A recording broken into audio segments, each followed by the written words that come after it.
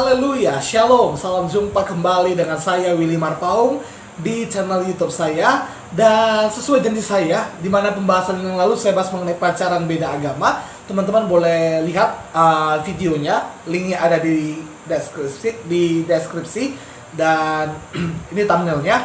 Dan teman-teman bisa cek dulu video itu, bagaimana pacaran beda agama, kenapa pacaran agama itu nggak boleh, apa akibat-akibat kalau kita pacaran beda agama. Dan hari ini saya fokus ke boleh nggak saya yang bawa dia, kalau saya bawa dia ke Kristen kayak mana, kalau saya injili dia, kalau saya itu bawa dia itu supaya kenal Tuhan gitu ya kan, lalu kami pacaran, atau ya udah itu sarana penginjilan gitu. Kau pikir ya penginjilan itu bisa juga dengan pacaran ya kan? Tapi hari ini kita akan bahas ya, saya akan bahas sesuai dengan pengalaman saya dan juga firman Tuhan bahwa kita juga harus memberitakan Injil. Dan itu sebabnya pastikan teman-teman menonton video ini sampai habis, dan juga jangan lupa untuk like, share, dan juga subscribe, aktifkan loncengnya supaya tidak ketinggalan video-video terbaru dari saya. Karena setiap hari saya ada video renungan sekitar 3 menit 4 menit yang pasti memberkati, dan juga ada ada sharing seperti ini di malam harinya. Mungkin pukul 6 atau pukul 7 saya publikasikan. Nah, bagaimana kalau misalnya saya bawa ke Kristen, pacar saya itu saya bawa ke Kristen. Ingat baik-baik, Tuhan Yesus memang memerintahkan kita untuk memberitakan Injil. Matius 28 ayat yang ke-19. Karena itu pergilah, jadikanlah semua bangsa muridku dan baptislah mereka dalam nama Bapa dan Anak dan Roh Kudus. Itu artinya Tuhan mau kita melakukan penginjilan, bukan mengkristenisasi, tetapi kita membuat atau membawa orang-orang untuk bisa percaya kepada Yesus. Kita membawa orang-orang untuk bisa mengenal Tuhan Yesus, menerima keselamatan dari Tuhan Yesus. Jadi ingat baik-baik, penginjilan itu perintah Tuhan. Penginjilan adalah perintah Tuhan. Lalu bagaimana? Apakah boleh kita menginjili orang yang kita cintai supaya dia masuk Kristen gitu, supaya dia terima Yesus, lalu kita pacaran? Kan licik memang ya. Gimana? Menurut teman-teman gimana? Mungkin kalau ada teman-teman yang berbeda pandangan dengan saya, bisa tulis di kolom komentar ya, bagaimana pandangan teman-teman akan hal ini. Tapi kalau bagi saya, jangan berpacaran sebelum dia mengenal Yesus. Jangan pernah pacaran sebelum dia terima Yesus sebagai Tuhan dan Juru Selamatnya. Kalau dia sudah terima Yesus sebagai Tuhan dan Juru Selamatnya, silahkan berpacaran. Tapi ingat, motivasi utama dia, kamu harus bisa pastikan dia bahwa dia terima Yesus sebagai Tuhan dan Juru Selamatnya, itu karena dia memang mencintai Yesus, bukan karena mencintaimu. Amin. Karena cinta kepada Yesus harus lebih besar daripada cinta manamu. Dan engkau pastikan bahwa dia memang sungguh-sungguh hidup dalam Tuhan. Engkau pastikan memang imannya bertumbuh. Engkau pastikan dia dewasa rohaninya, dewasa dalam Tuhan. Bagaimana cara melihat dia kedewasaan rohaninya? Kedewasaan rohani itu nampak dari apa? Karakternya berubah. Dia mengenal Tuhan. Dia memiliki persekutuan yang intim dengan Tuhan. Artinya apa? Dia suka memuji Tuhan, dia suka merenungkan firman Tuhan, suka membaca firman Tuhan, suka membahas firman Tuhan. Artinya dia mau bertumbuh. Ya, pertumbuhan rohani seseorang itu bukan dilihat dari kepintaran teologianya. Ya. Kedewasaan rohani seseorang bukan dilihat dari seberapa hebat dia tahu firman Tuhan, tidak. Tetapi dari karakternya. Oke? Dari karakternya, buah-buah Roh Kudus yang dihasilkannya. Jadi apakah boleh menginjili pacar? Gak boleh. Gak boleh. Karena pacaran harus seiman. Oke, pacaran harus seiman. Jadi gimana? Injili dulu.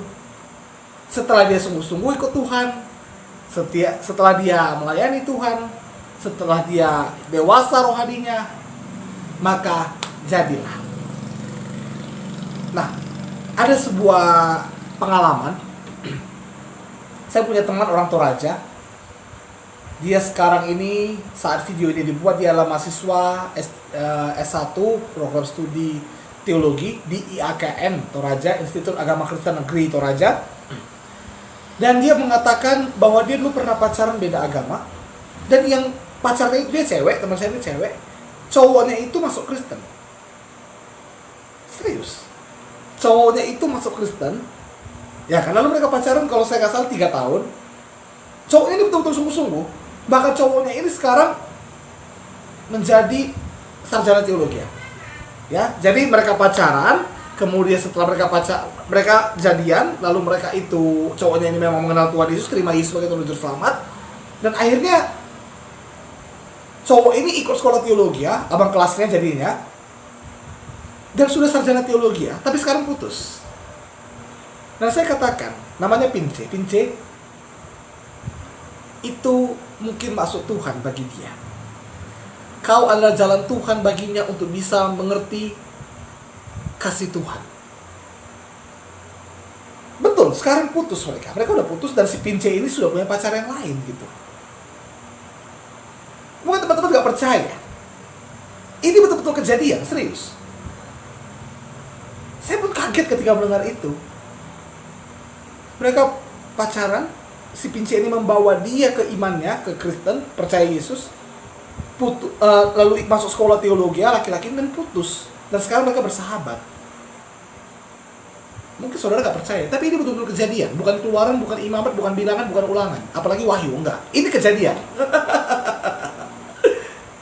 Dan suatu saat mungkin saya bisa sharing ya dengan Pince ini ya, supaya bisa real ya ceritanya gimana.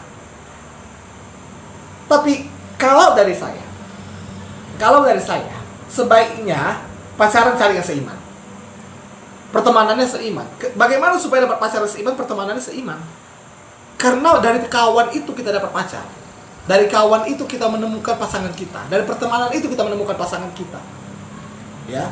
Jadi usahakan pertemanan sama orang-orang seiman. Tapi gimana kalau misalnya aku itu berteman dengan orang-orang Muslim misalnya, dari orang-orang yang beda agama denganku? Bagaimana aku nanti kalau aku mencintai seseorang yang beda agama denganku, lalu dia mencintai aku juga gitu.